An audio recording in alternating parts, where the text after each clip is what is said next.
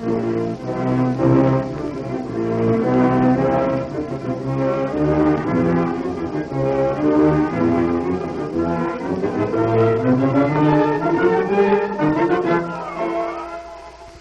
most delightfully fascinating character in the realms of mystery, Charlie Chan.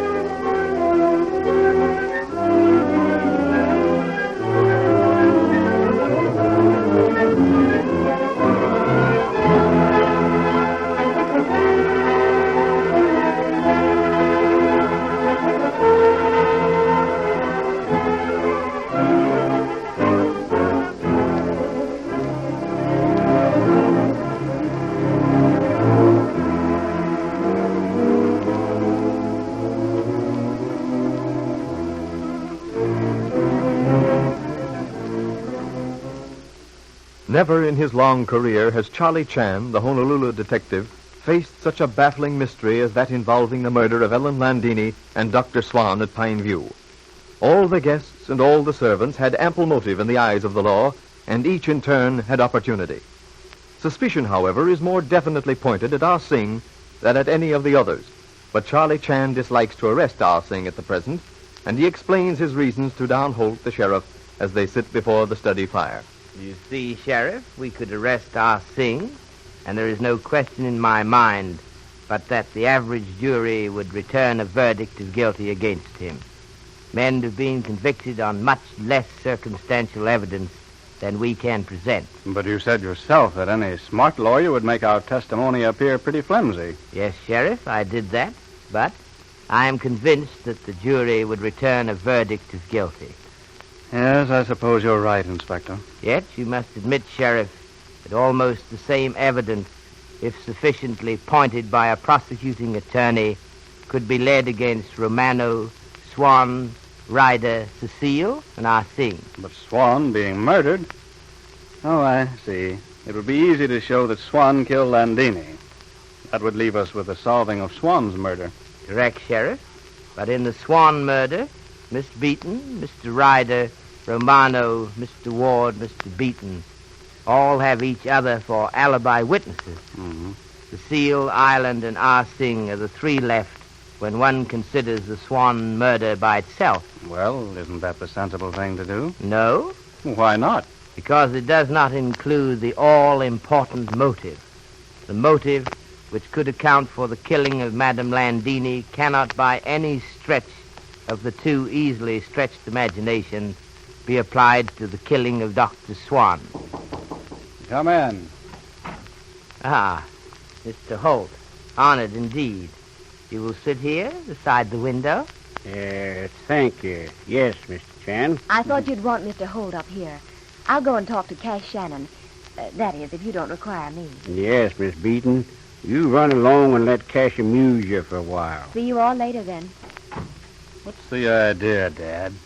Mainly, son, that I got something to tell you that I didn't want anyone else to hear. Important? Yes, son. Seems, Mr. Chan, that I was a better detective than I wanted to be. Yes, Mr. Holt? You remember the fuzz I found on the chair? From that blue blanket I was saying fetched for Landini's dog? Yeah.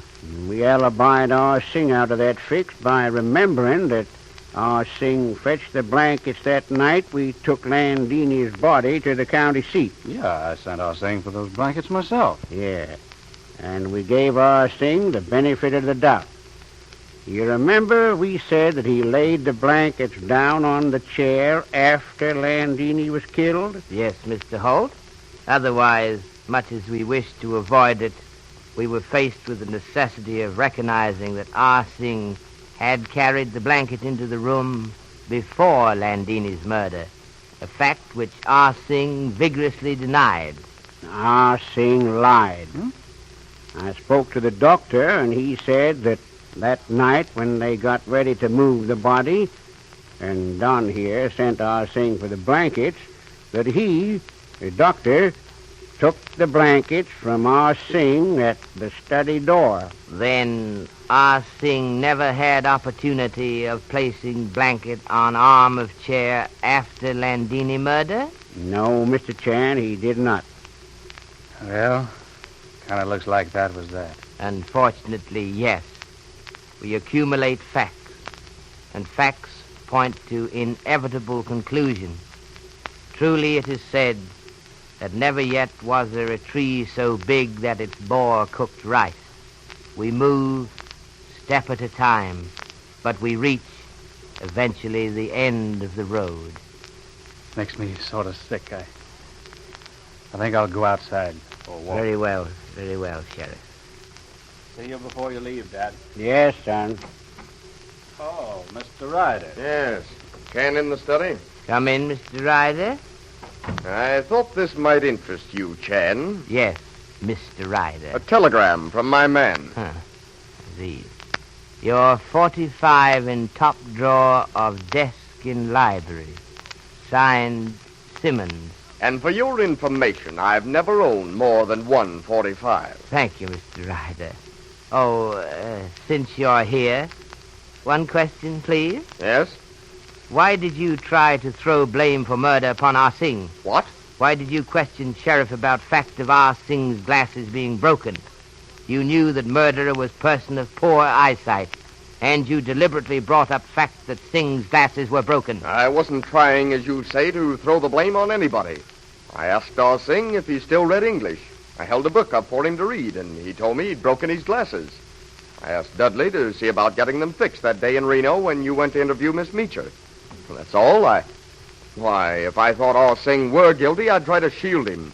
He's one of the real Chinese, Sing is. Quite, Mr. Ryder. I have great respect and admiration for Ah Sing. He is, as you say, one of the real Chinese. Mr. Holt, my arm. We shall go downstairs. Thank you, Mr. Chan. I see Mr. Romano. You're going down for lunch, Mr. Romano? Yes, Mr. Chan. But I was going to speak to you first. Mr. Chan, can you not arrange that I leave this place? I can always be reached. I'm afraid, Mr. Romano, that is something which rests with the sheriff. But the sheriff, we know, Mr. Chan, he will do what you advise. I am wasted time here. I know nothing of this affair.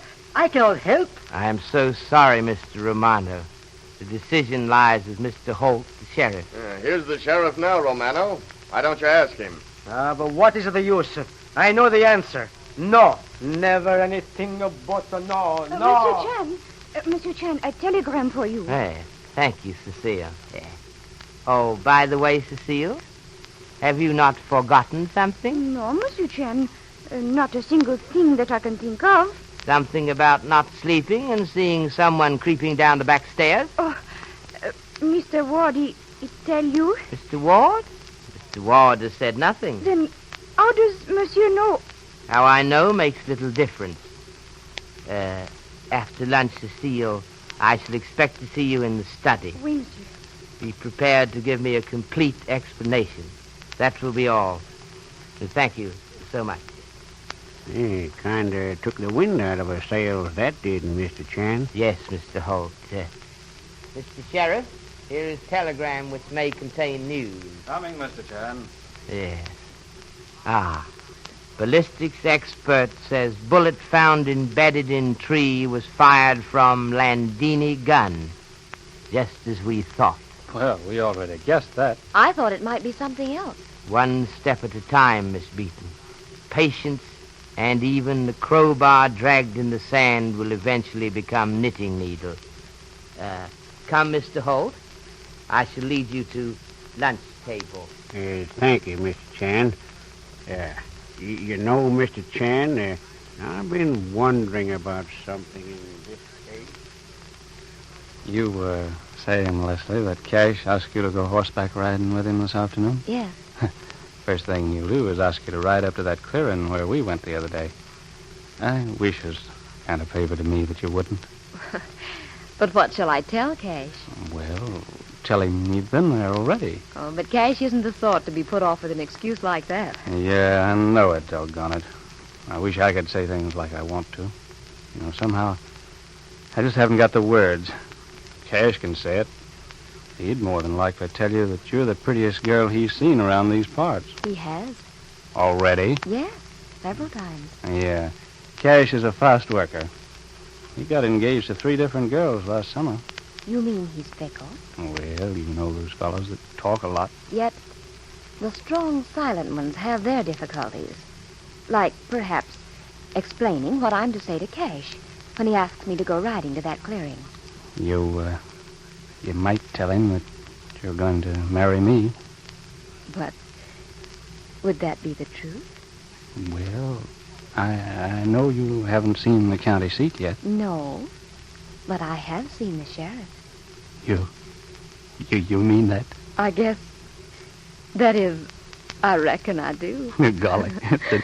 Did you tell Cash that you're going to marry me? Oh, Don, don't you think you ought to ask me first? Well, Charlie Chan's prediction that the spring would be a happy one for the sheriff is most certainly proved correct. But what of the additional evidence against Ah Sing? Will the inspector feel bound to make the arrest? Or does he see something in his summing up of the evidence which we missed? When you have heard from your sponsor, Inspector Chan will be with us again.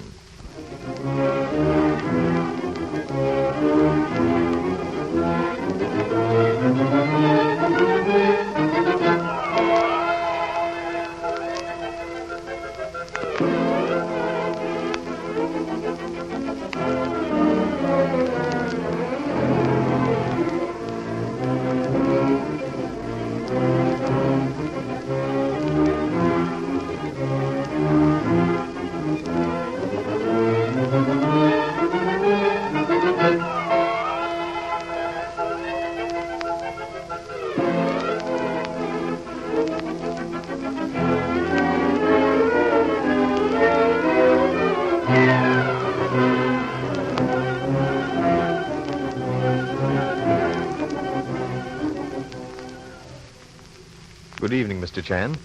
We're all waiting to see what Chinese philosophical saying you have for us this evening. I have been thinking of Miss Beaton's remarks upon the rapidity with which Mr. Cash Shannon made love. It is, I think, almost symbolical of the age. I am reminded of an ancient Chinese philosopher's saying when it was requested that he hurry. He looked up from his books and said, "What is time? A thing to be measured by the sands running through a glass? Think ye and remember, the hourglass was made for man, not man for the hourglass." Food for thought indeed, Mr. Chan. Thank you, and good night.